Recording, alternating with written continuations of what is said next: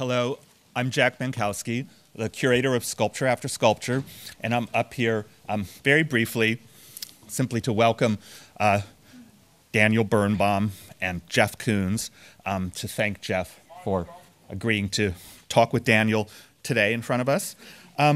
These days have been something of a historic occasion here at the Moderna Museet, with all three artists, Katarina Fritsch, Charles Ray, and Jeff Koons, converging here in Stockholm for the opening. I'm gratified by the response I'm seeing in the eyes of our visitors as they bounce back and forth between the different but related sculptures of these three great artists.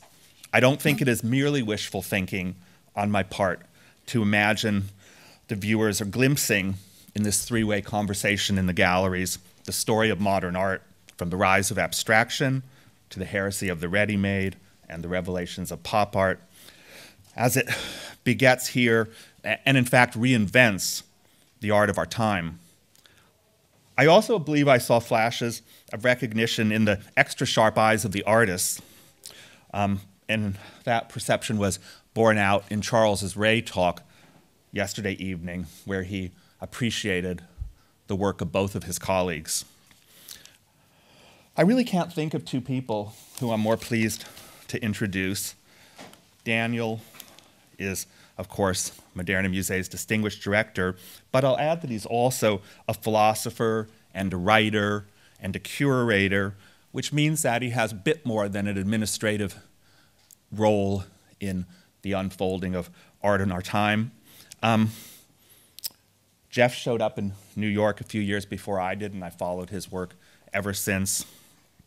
It's been a signpost and a ceaseless challenge to my own thinking about art and an understanding of our moment. Jeff was, with Andy Warhol, the protagonist of my last show at Tate Modern entitled Pop Life, and he was the first inspiration for Skulptur After Skulpture in his other and complexly interrelated capacity as sculptor. Please join me in welcoming Daniel Birnbaum and Jeff Koons. Thanks, Jack.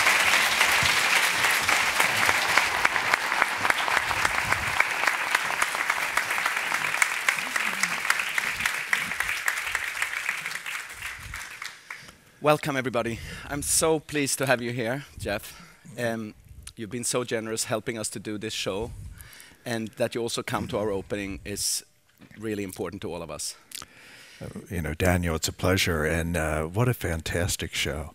I mean, I was so excited, you know, by the exhibition, and you know what Jack was saying, the generosity of the works with each other, and the respect that I think each artist is showing the other's work, and it's very, very special. And there's so many dialogues going on upstairs, and parallel, different dialogues. There are no conflicts between the works. They show different points of view, different ways of looking at youth and age and production, non-production, so many different areas, but all the polarities are within each work. And so really a very, very generous and I think so respecting to each other that our endeavors have really been so similar. I think many of us feel we somehow know you, and that we have that we think we know things about you, and you know, we've read things, and certain stories are often repeated. And but here we are in an art museum and just opening an art exhibition. I think it would be interesting to listen to you just answering some very simple questions about how it all began. Why and how you became an artist? You went to art school, I presume. Mm-hmm. Yes. And what was your idea about art then? Who were artists that you thought could be models or things that inspired you early on?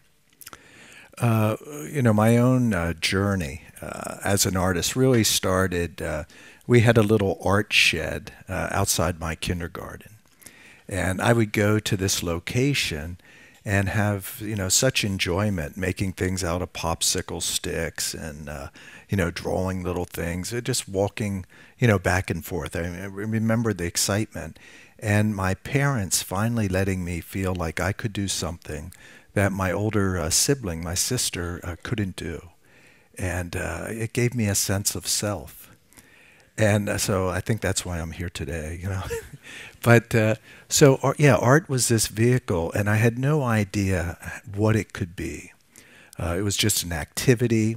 It probably created anxiety to be able to, you know, make something have an elliptical, you know, top to draw, you know, a glass of water or a vase of flowers or something. And but I was always in art class. I didn't know what art could be. I end up in art school, and my first art history class was just a mind blower. And my art history teacher, Bo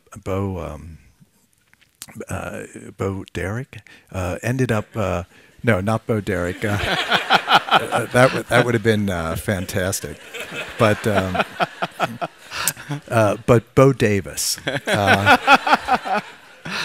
Bo Davis brought up an image of Manet, and it was Olympia. And he started to go into the different symbols and the different meanings. And I started to realize, it was the first time that I realized how effortlessly art brought all the human disciplines together.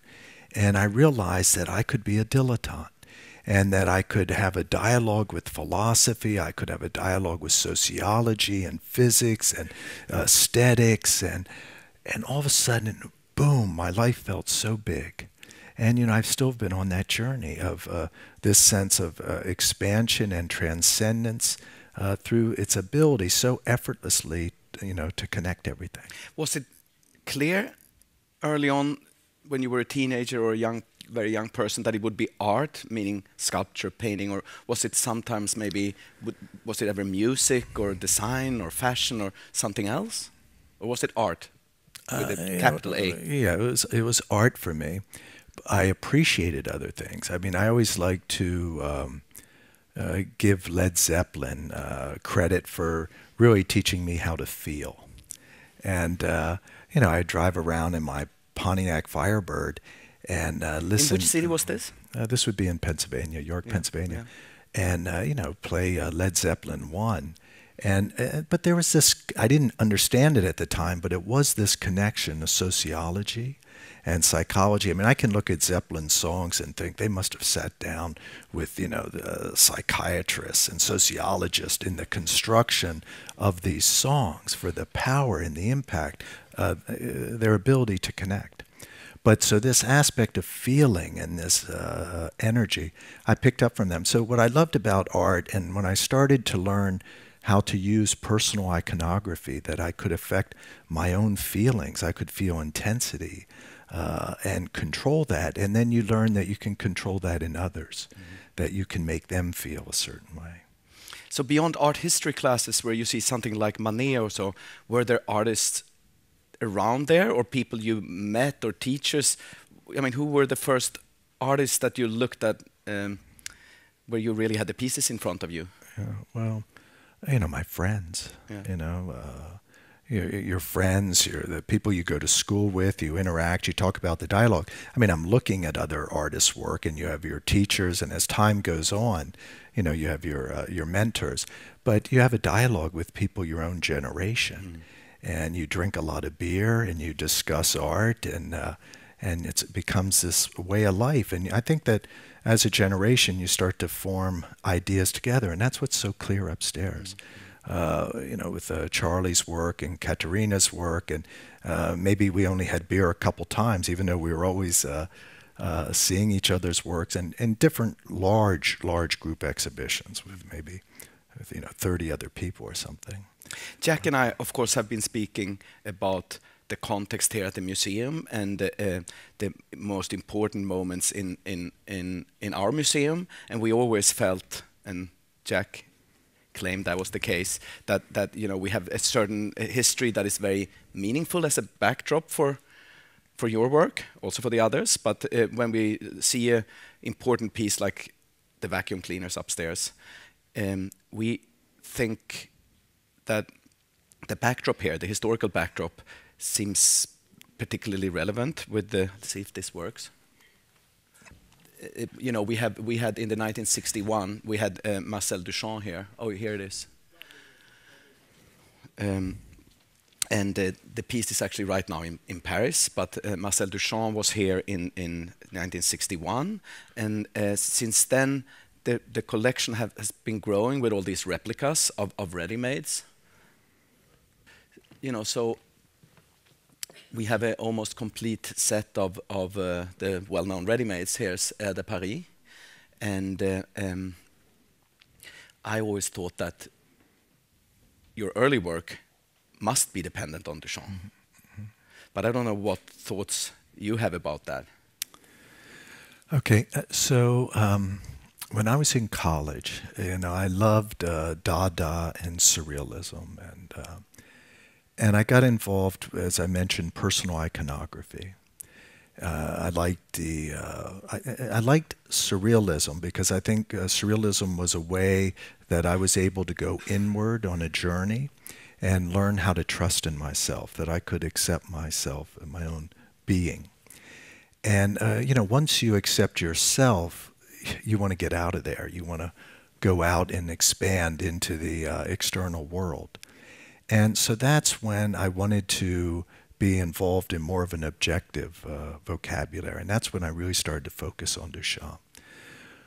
Source material for this more personal iconography, people like Ed Paschke or Jim Nutt's work, the Chicago Imagist, I knew where they were kind of picking up their source material, everyday life. I mean, Paschke would take me with him and show me the tattoo parlors or the strip clubs where the lights would be, you know, reflecting, and he'd use it for the background. And so I learned that everything was out there, but it was not incorporated in as an objective way. So when I got to New York, I met a friend of mine, Alan Jones. And Alan was a poet. He was spending a lot of time prior in Europe, very involved with like Fluxist art. And so he would speak to me a lot about Duchamp in a fresher way. And I think it was very kind of influential with me opening myself up a little bit to, you know, looking at the ready-made. Mm-hmm. I wasn't planning now to torture Jeff with comments about each and one of them, just as a reminder. Here they all are. One thing with my work, when I started to work with a ready-made, I made a large painting. I was always a painter. And I made a large painting. It became so three-dimensional. It became a big mound that I had to take it off the wall, and I put it on a table. And I attached a porcelain vase on the top and a porcelain vase underneath it. And I put two inflatables beside it, a panda bear and an inflatable elephant. And this would have been in 77. And really from that moment I started to make sculpture. Mm-hmm. And that was the last, you know, kind of painting that I worked on. Mm-hmm. And from that time I started to work with, you know, mirrors and inflatables. And I thought it was a process of getting sexuality, my own kind of being out of the work, even though I think there's still a high charge of visual excitement, and but it was my journey then to try to remove sexuality, my own. Eventually, I realize I want my sexuality in there, and I embrace it, and I bring it back into the work. Another chapter that has been much written about at this museum is a number of shows that happened in the early 1960s with American colleagues of yours, older people. Here's a famous Rosenquist painting, which is upstairs, and we can take a look at it later.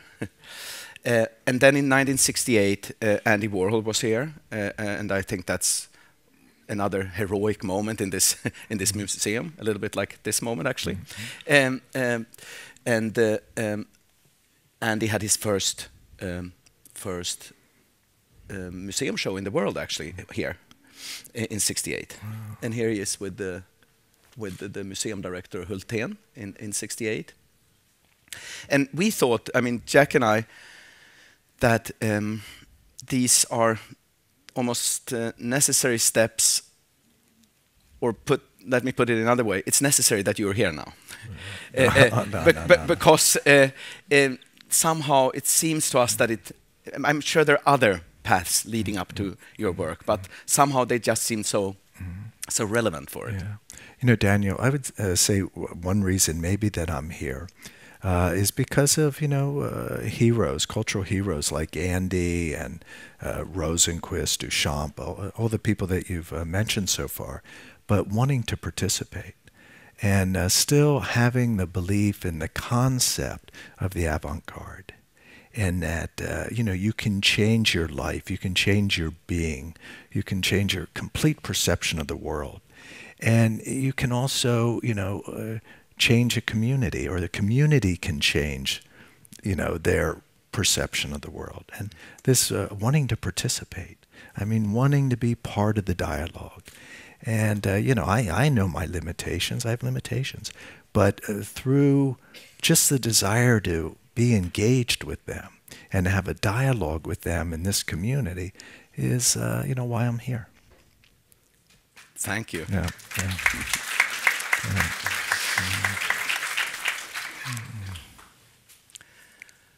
That's the famous poster. But here we are.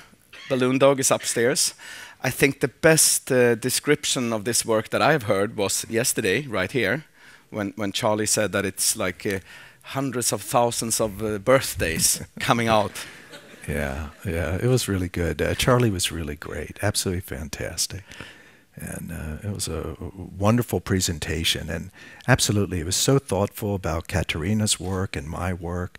And yeah, it was a beautiful description of the poof and the breath and all the little happy birthdays, you know. A few people from the museum visited you in the studio some months ago, and it was so interesting to see this group of people silently working. I guess there's a lot of work behind a piece like this. Well, you know, Balloon Dog, the work's made a little differently today. The Balloon Dog, the original model, I made the Balloon Dog, I blew it up, I molded it, you know, put it into a plaster, and then we enlarged that to make it on this scale. And so I was trying to capture all the details of the original one, but, you know, through the processes, it becomes somewhat simplified. But today I would take a CAT scan of the balloon so that there's nothing that's left to kind of a subjective interpretation. Because that's what now today would take my work, the time to come into this world would be looking at the data, not trusting the data. And to me, the information, the details, the reason that they're important isn't for the object, and it's for the trust of the viewer. And it's that all the perfections and the imperfections are maintained. And I made a piece called Kip and Curl, and when I realized it was a fiasco of an object, and I had to leave go of all my kind of aesthetic belief in the object of maintaining its perfection and imperfection, I realized that it was the viewer that I really cared about. And so that's why, you know, I'd continue to be on a quest to have all the twists be exactly like the twist of what really happens, so that nobody feels let down, that they never go around to the back and realize, well, that wasn't resolved. Because then all of a sudden, you know, maybe they were lost in an abstraction and all of a sudden it's broken, you know. Mm-hmm. It's striking when you walk around in the gallery upstairs now that all three artists, you have all developed a new form of sculpture that takes us beyond these pop objects and ready-mades. And one thing that I wonder a little bit, I know that you're going to show work very soon in the Louvre, and it'll be in a context that is not the little narrative that I'm now forcing upon you with Warhol and Duchamp, but it seems obvious to us here. But suddenly, some of these works also seem to have links to totally different periods and maybe even other centuries. And is that a liberation for you to show art, or is that, you know, is that very strange to you to show art with the works from maybe the Baroque epoch next to it, or is that how you want to think about your work, that it links to much, much bigger story than my little modernist narrative here? I really thought that was one of the beautiful things of Charlie's talk yesterday, where he showed with the Kuro that, you know, the connections, how, you know, artists think about their work, how Charlie thinks about his work, and Katerina's making connections to art of different times too in the past. But you know, when I'm working on something, you know, I'm thinking about what it means to be human, what it means to be a human being. And there was a moment where I had a large success, and it was after my banality show. And I remember a journalist coming up to me and saying, "Aren't you afraid it's going to leave you?" And I really thought, what an odd thing. I just had a huge success, and they're asking me, aren't I afraid that art's going to leave me? And so I really started to think about what it is that an artist does. What do I do? You know, how do I come in touch with art? And I think it's the same for every profession, whether you're a physicist or a doctor or theology, any area. But that the only thing you can do in life is follow your interests. And if you follow your interests and you focus on those interests, it takes you to a very metaphysical place. And it's a place where time bends, and you connect with the universal. You connect with the archetype. You connect with the Kuro. You connect with the, you know, the Paleolithic time. You connect with individuals and the essence of what it means to be a human being. You know, 75,000 years ago, whenever. And you connect with, you know, up to the present moment, and you also get your foot a little in the future. Because I think your biology, just as genes and DNA are affected by the environment, your genes and your DNA can be affected by your mind and by connections. Just an hour ago, Jeff and I went around a little bit in the show, and there were all these children, and when you arrived, I don't even know if they knew who you were, but you were all together around bubbles. And it seemed like yet a few thousand birthday parties at the same time. How did you have this idea? For me, the Banality Show was an exhibition where I thought that I was starting to articulate clearly that I wanted people to really, you know, embrace art as something which empowers. And for it to do that, you have to accept your own history and to let everyone know that their history's perfect. They're perfect. And everything's about this moment forward. And for people to embrace themselves, I felt, and to embrace this concept that everything is perfect, everything that they've liked, there's no hierarchy necessary, that they needed some spiritual figures there. So I had Michael Jackson and Bubbles there as a Christ-like figure. It's like the Pieta. It's construction. It's triangular and pyramid-like, just as, you know, Renaissance sculpture. Someone said that, and Jack emphasized it in his talk also, that the show is so generous with all of these objects. We have been through many years and decades of strict conceptual art or minimal art, and it's been about cubes on the floor, and here we have an exhibition with an elephant and with a monkey and a half-god superstar, Michael Jackson, and with all these things, it's suddenly like almost like a zoo in there. Yeah, it's fantastic, and it's mythic. I think Michael also has the quality, definitely, it's godlike, but also like King Tut, you know, like an Egyptian sarcophagus, and there's references to Giza there, like this, the triangle on his legs, like a pyramid shape there. You could, both the bodies create the other two pyramids. Someone told me that it's one of the biggest porcelain objects ever produced. Yes. Is that the case? Yeah, yeah.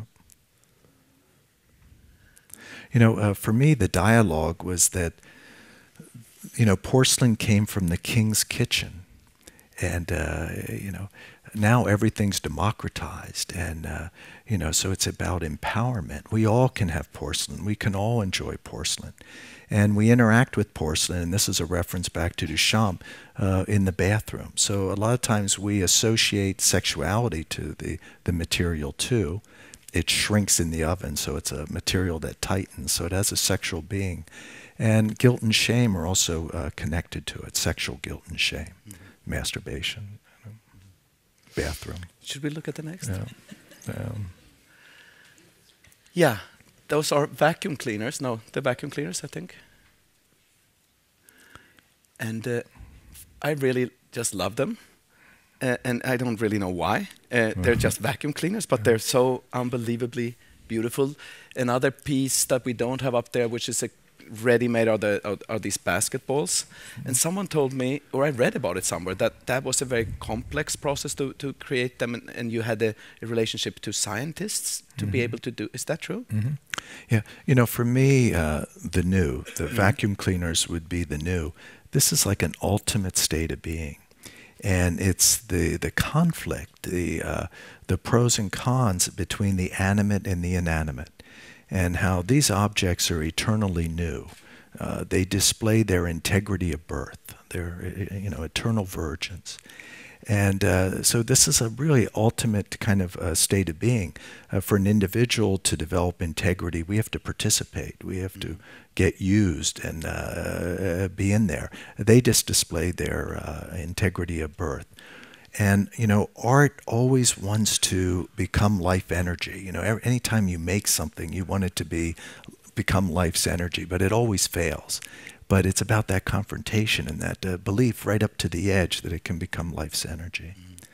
But so you mentioned this to me is like a family unit. Yeah, no, I understand. They're the same family. They could be three brothers down below or three sisters. They could be sacks of testicles, or they could be wombs. You know, it's like a family unit. But an ultimate state of being, I wanted to change it and go more biological. So I created the tanks. I created the Equilibrium series. You showed some images of Duchamp and Rose C'est la vie.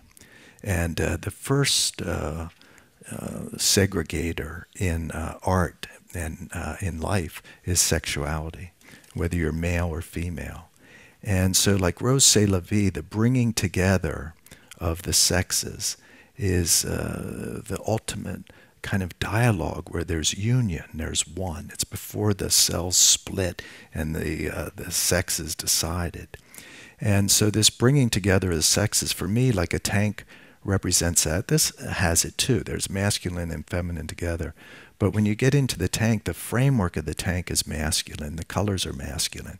But the center, it's the womb, you know, and it's philosophically, it's pre-birth, you know, it's this is after, this is just all time. It's pre-birth, it's after death, and you know, it's everything. It's the vastness of everything. The reason I bring up this, that the relationship to a scientist helping you to create this, is that I know that you're going to have a dialogue later. This is the fall of Jeff Koons here in Stockholm, because he's going to be back in December, and I saw the press release was sent out this morning that you're going to have a conversation with the Nobel Prize-winning scientist during the week when these prizes are handed out. What is attractive to you with this? You know, I'm thrilled to participate in the festivities, but Eric Kandel is an incredible neuroscientist, and I've always appreciated his works, his writings on art, his appreciation of art, and so always how, you know, the understanding of the mind and, you know, how, you know, artists think about things, how people think about things, what the possibility is. You know, when I was speaking about my belief that you can change your genes, just as genes can mutate from outside environment influences. You know, I believe that you know, connections can change, and so it's just the areas of investigation and interest in this realm. So to have a dialogue with Eric, we're going to speak about immortality. And kind of in terms of science and you know, theology and philosophically, just what the possibilities are, our understanding of it. We're somehow used to the idea that science is looking for truths and ultimately eternal truths. Do you think that there is are there eternal values in aesthetics, beauty and truth? Do you think it's ultimately about immortal possibilities? That's big question. yeah, that's really big. I mean, I think that everything turns to dust, and it's part of our dialogue. It's a part of why I'm using steel upstairs. I think it's probably Charlie's using steel for some of these reflections. The reason Katerina is using blood, and this different dialogue is an understanding of the preciousness of life, and how everything is momentary. Our concepts are momentary too, and that things change. But yet there's the belief in the universal and the archetypal, because the archetypal does inform us how to survive and what's really important to us, what we should be focusing on, what is really going to help us find the most meaning and vastness in life. Should we continue? And this is the most recent piece of yours in the show. Yes. Yeah. Part of the Antiquity series. And there are real flowers in there. Maybe you can just tell us a little bit about it. In my celebration series, I made a piece called Diamond. And a diamond is a faceted jewel. It's very large. And it's 7 foot tall, but it's a faceted jewel. And in the front, you have your facets. And then it's cut that it goes back to a point in the back. And it has 4 gold posts on the side.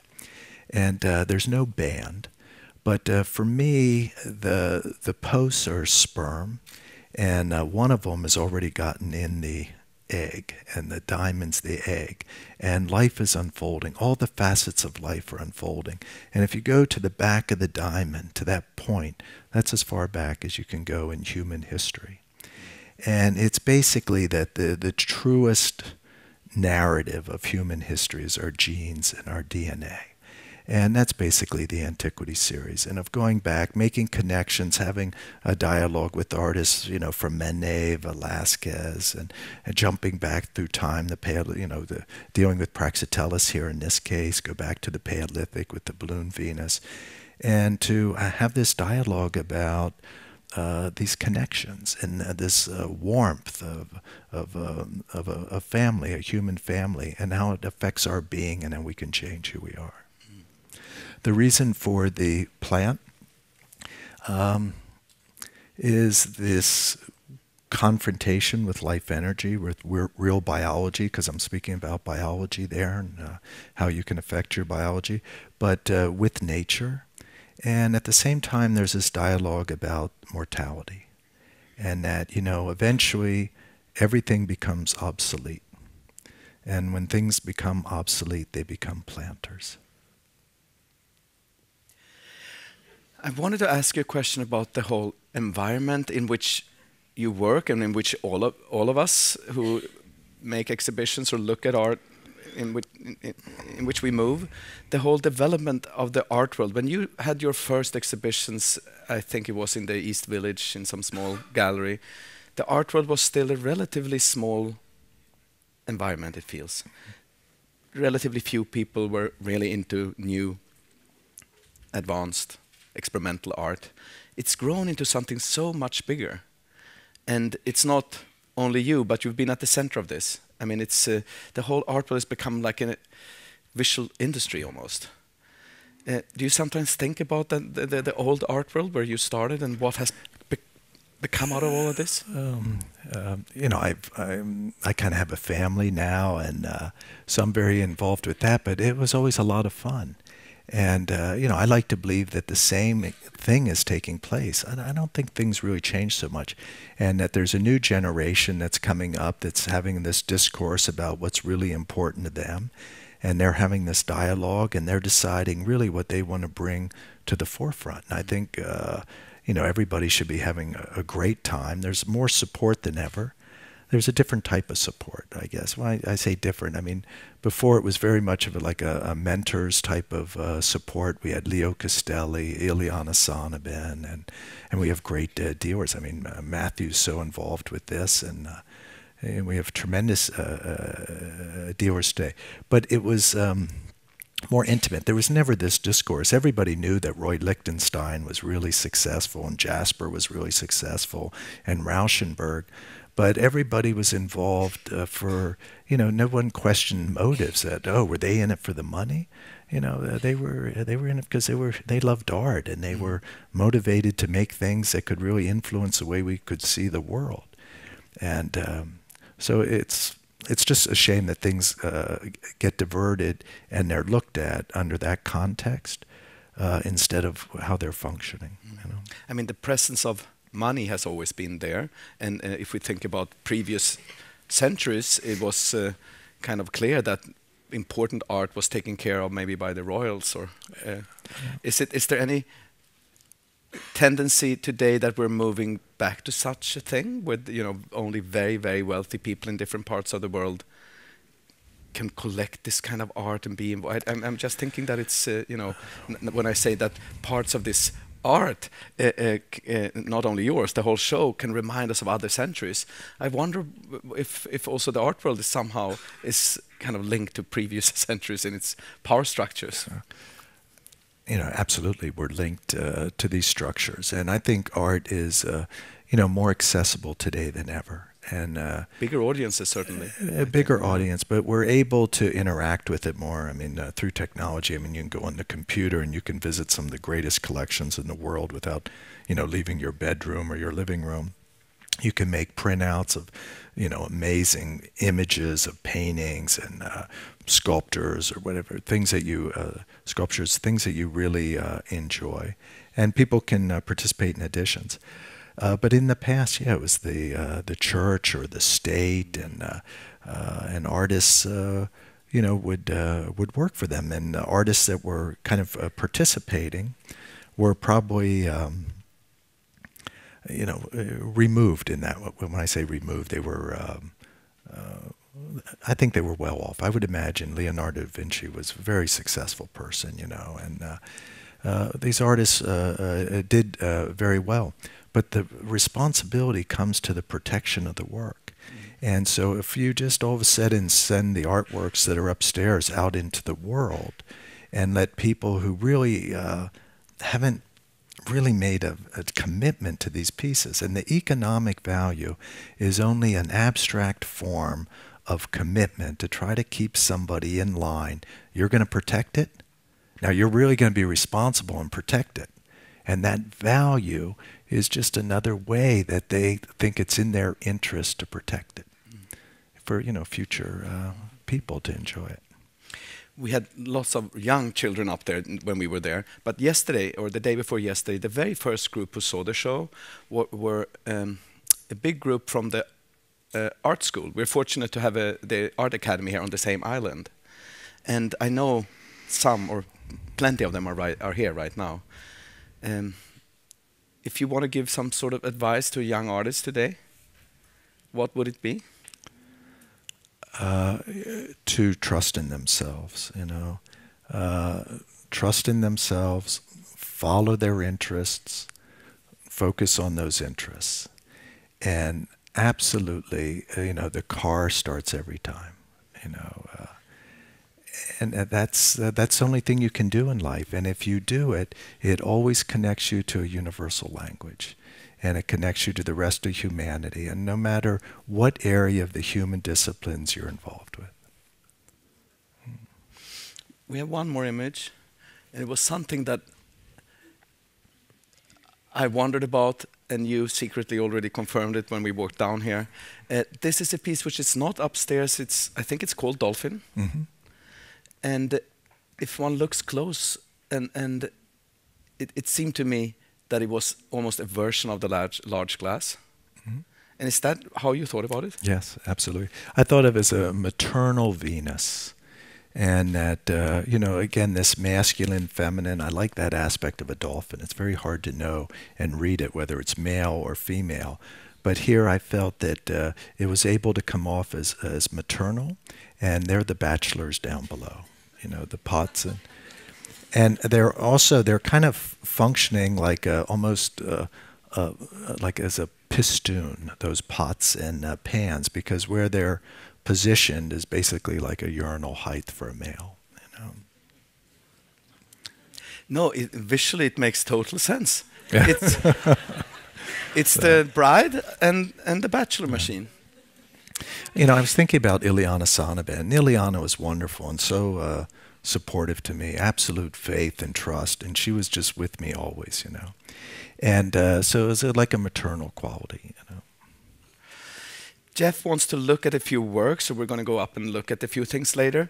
But he's really here to share, and I don't want to control all of this. I'm sure there are questions from the audience. Oh, great, is there someone great. who wants to ask Jeff something? It's a good chance.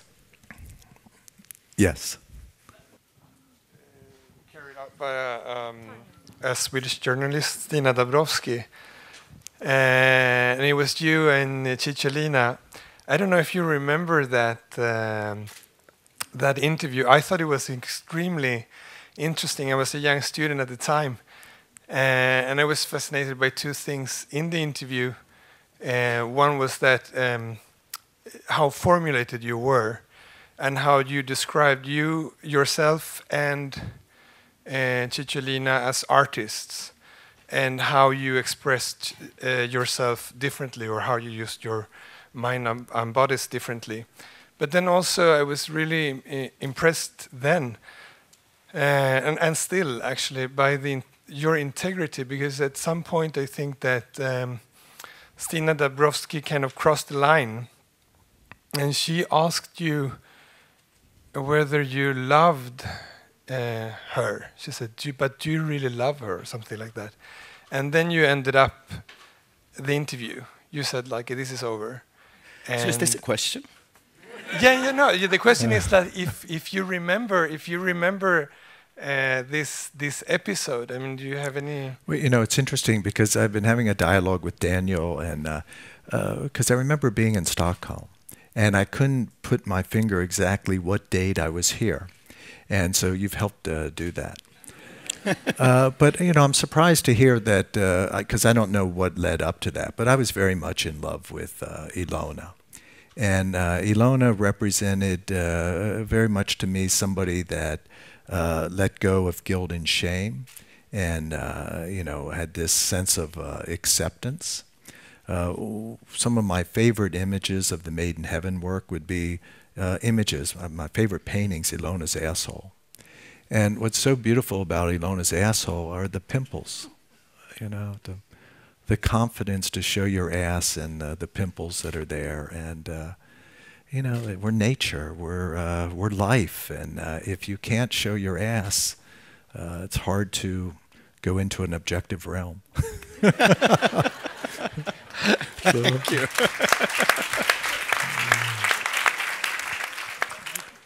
Well, you know. then, funnily enough, Thank you. this connects very much to the previous question.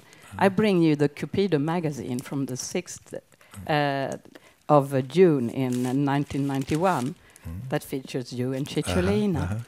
And my question is, where would you draw the line between pornography and art?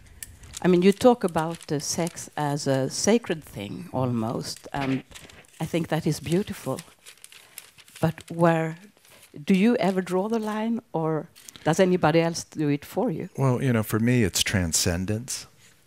And if, you know, if something is giving you the ability to transcend, and that it empowers you and it lets you become. And so, you know, if pornography is in some manner controlling and not letting you become, well, then it would be a negative. If it is letting you become in some way, that it's functioning in a positive realm, you know, then, you know, what's the problem with eroticism, you know?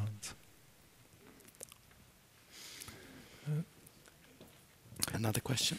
I know that in that body of work, for me, close-up was very interesting. In pornography, the type of photography shots, people zoom in. You know, it's like looking through a microscope. It's, you know, it's like, okay, through the distance that's given of looking at a photograph and looking at a different scene is letting people investigate, that their curiosity of acceptance can take place. We have two questions. First up here. Would you mind passing? I'm going to let Daniel recognize the... Briefly, bluntly, as an artist, where are you heading? You know, what happened to me, and, you know, Daniel showed a lot of images of Duchamp's work, but over a period of time, I started to feel limited, and I started to feel like my freedom was really being lost. And this respect and turning to Picasso, all of a sudden I started to get involved with Picasso's work. And the idea of being able to enter the objective realm through the subjective, that it goes full circle, has been really liberating for me. Jeff, there's a little piece that was just donated to the museum. Okay, oh, A great. wonderful, wonderful. It's only this big. Uh-huh.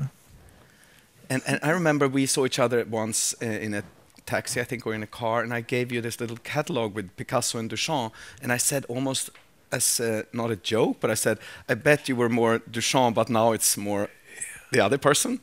And you said exactly. So I'm so interested that you're now going in that direction. You know, I started to feel this this loss of freedom, and you know, through the ready-made. And so by looking at Picasso, it really, and before you know, I remember the day Picasso died, and I realized it was really an important moment, that, you know, his passing. And but I was never looking at the work. I always felt that the work was, you know, subjective, and, you know, yes, he had this relationship with this woman or Jacqueline, but what's it really matter? But then I was able to really look at the work and realize that it goes full circle, and they're so intuitively layered and so profound in their connections to really everything. And just as he represents, I mean, in '69, which is really one of my favorite years, and I'd like to collect 1969 Picasso, it's just a blowout. I mean, it's so unbelievable, the transcendence. I mean, it's really like walking out of Plato's cave, that at this, you know, he's 88 years of age, and he is making things that are so vast and so free. And what I want to do as an individual, when I speak about the removal of judgment, when I speak about acceptance, these are the ways that I know of to remove anxiety. And I'm trying to walk out of Plato's cave. And I want to experience ultimate transcendence and the comprehension to make the greatest, freest gesture that I can as a human being, with total consciousness of the absolute vastest possibility. I mean, what is the maximum freedom that I have?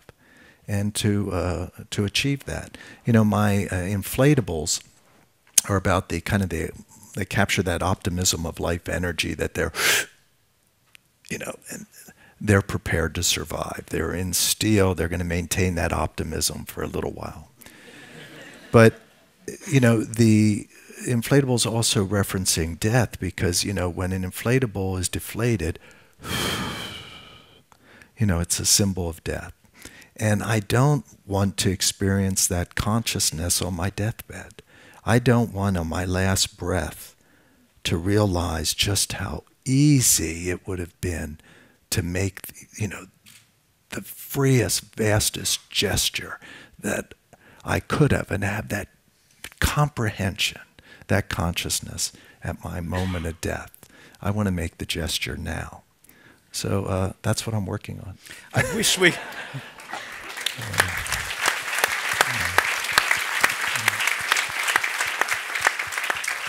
Could we just end this here? Because I don't think we're going to top this. No. Let's say that was it. Yeah. Thank you so much. Great. No, thank you, Daniel. Thank you. Thank you. Thank you.